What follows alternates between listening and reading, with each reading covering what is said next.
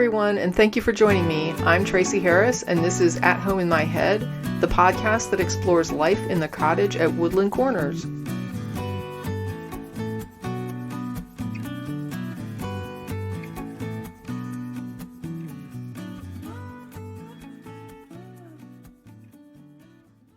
I want to begin with a quote that shocked me when I first read it.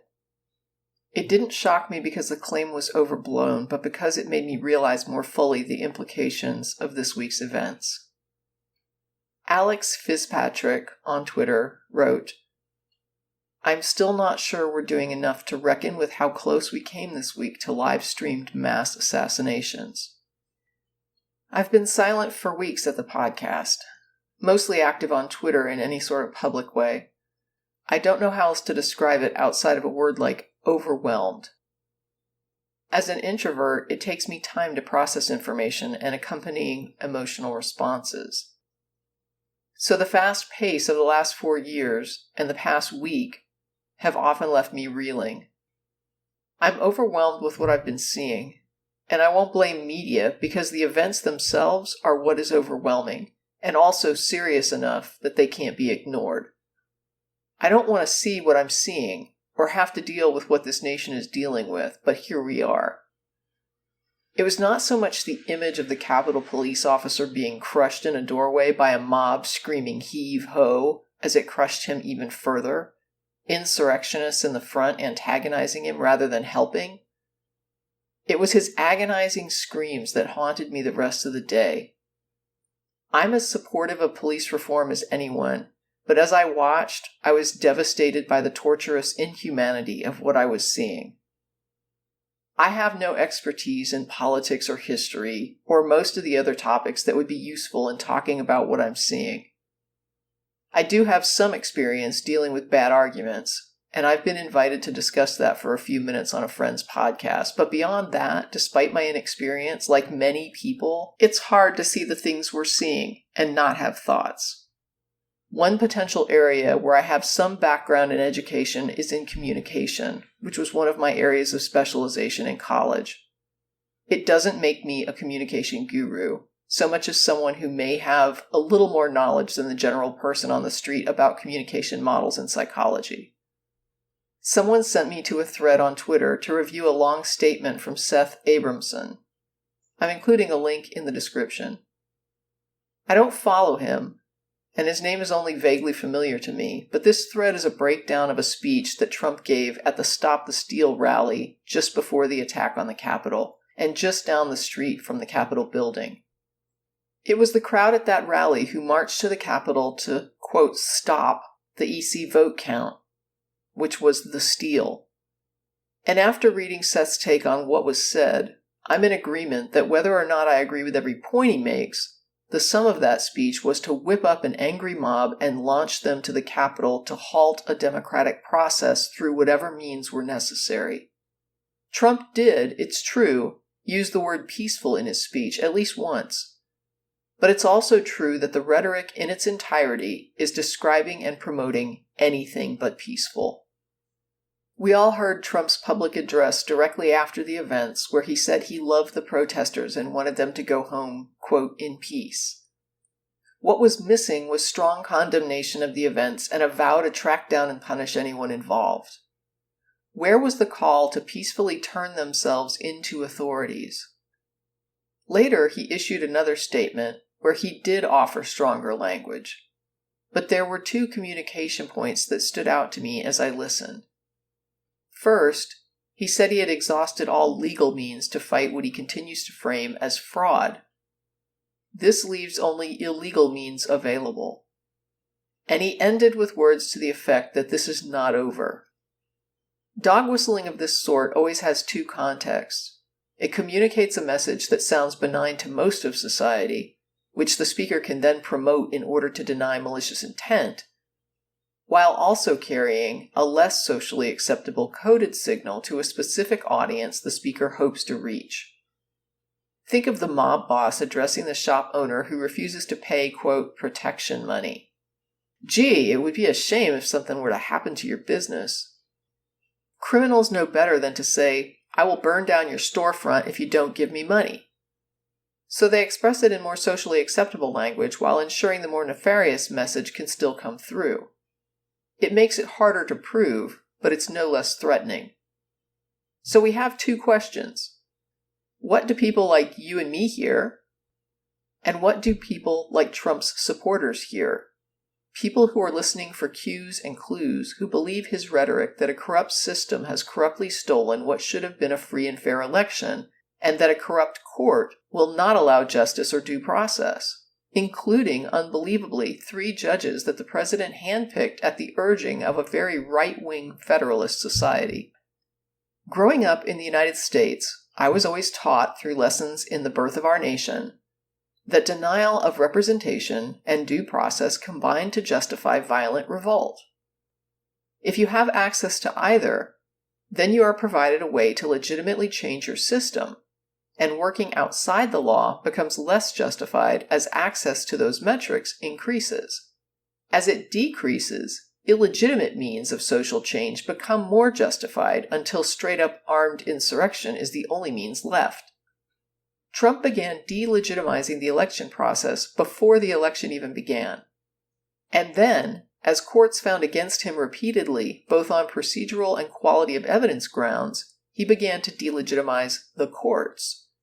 If you recall, historically he tried to delegitimize people based on donations to Democratic candidates or just being a Democrat. He even tried to claim that a Hispanic judge could not legitimately rule on immigration cases. I recall specifically when Robert Mueller was selected to oversee the Russia investigation situation, being concerned that Republicans would select a water boy. But after hearing he had bipartisan support, I accepted his appointment. I also assumed that, as a Republican choice, everyone else would as well. Except that isn't what happened. As soon as it became clear that the investigation was not a mockery, not a sham, Mueller came under attack along with his team, with people claiming they were somehow sympathetic to and controlled by Democrats.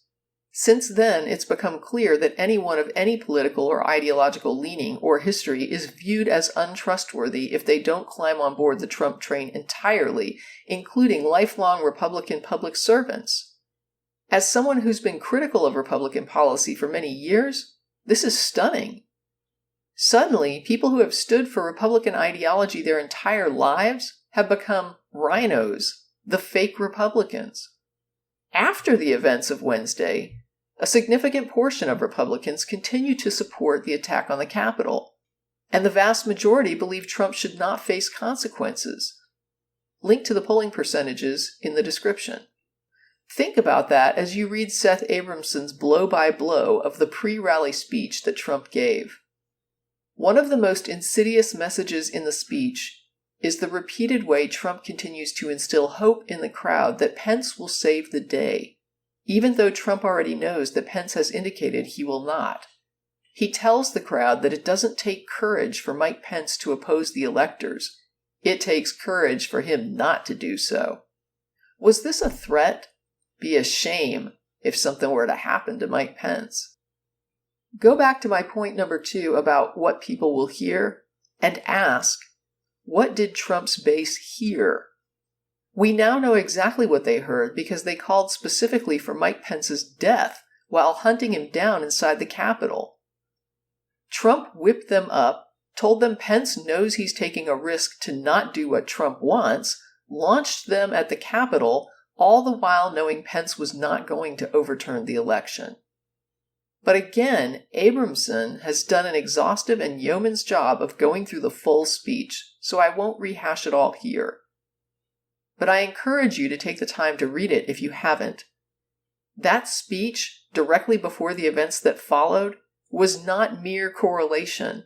It had causal impact, and I would submit that anyone using that language to that crowd should have anticipated they were encouraging illegal methods, including violence if needed, to stop a democratic government process from proceeding, which is, by definition, insurrection. Trump's speech and the insurrection that followed are inseparable. Meanwhile, rumors are flying and reports are being issued and sometimes retracted. I posted about the death of the Capitol Police officer and then had to retract within hours when it was announced he was actually still on life support. Then posted his confirmed death the next morning after life support was removed. My goal is not to fearmonger or spread fake information, especially since I'm sure this will be investigated and information released as it's gleaned. I will say that it's possible that at least some of these people have been under surveillance already, and that any information that could impact an ongoing investigation may not be released immediately, similar to what we saw with the Russia investigation. One example was the understanding that someone must have fed sensitive polling data to Russia. When it was first reported, there was speculation that it was Kushner who would have been best suited to have done this. But later we learned it was actually Paul Manafort who provided it. So it's not unthinkable that some information won't be released, so as not to compromise ongoing work. But my concern is that this could signal some dangerous messaging in the meantime.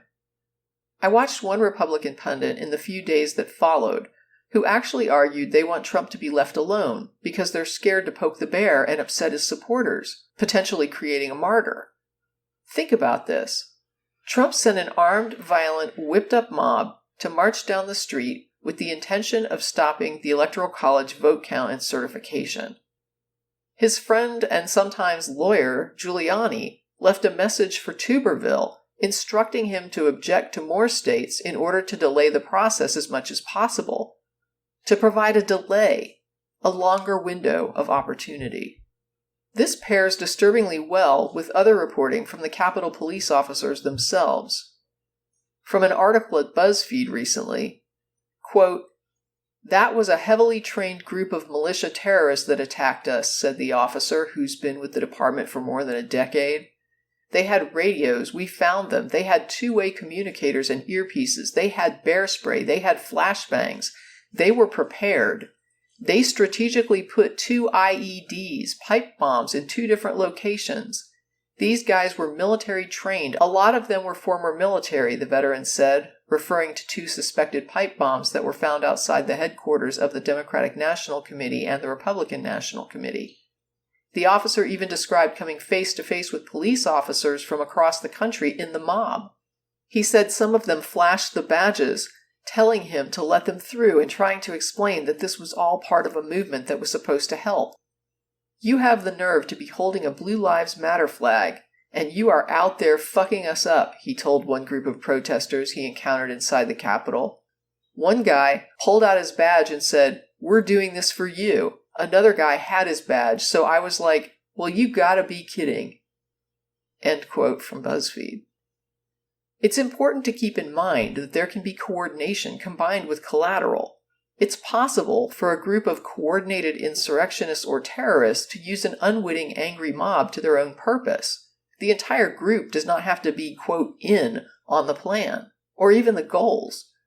For example, information was stolen from the Capitol offices, at the very least in the form of computers. While speculation is that this may not result in a huge security breach from the computers, it does raise the question of who else was in that mob and what other information could they now have accessed.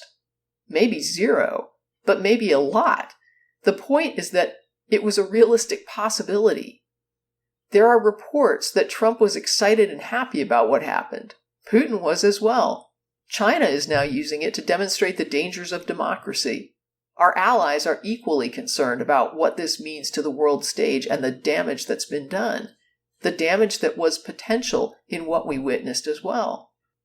But circling back to my point about poking the bear, we have a president who either intentionally or unbelievably negligently instigated a deadly insurrection, who offered kind words to those who perpetuated it, and who only offered any hint of condemnation after he was threatened with possible consequences in the form of criminal charges or removal from office.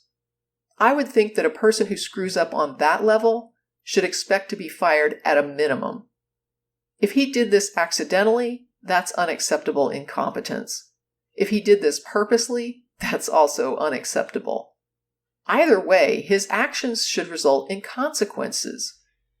And yet it's looking more and more as though this nation is about to tell future presidential hopefuls they can refuse to leave office and incite a deadly insurrection And win or lose, we will hand wave it away so long as they have a violent mob at their disposal to create sufficient fear of reprisal. I can't imagine that inciting insurrection, whether a president intends it or stumbles into it, should be viewed as a normal level of career gaffe. Meanwhile, I will end with the quote I used at the start, because for me, this is what drove the gravity home. I am not sure we're doing enough to reckon with how close we came this week to live-streamed mass assassinations.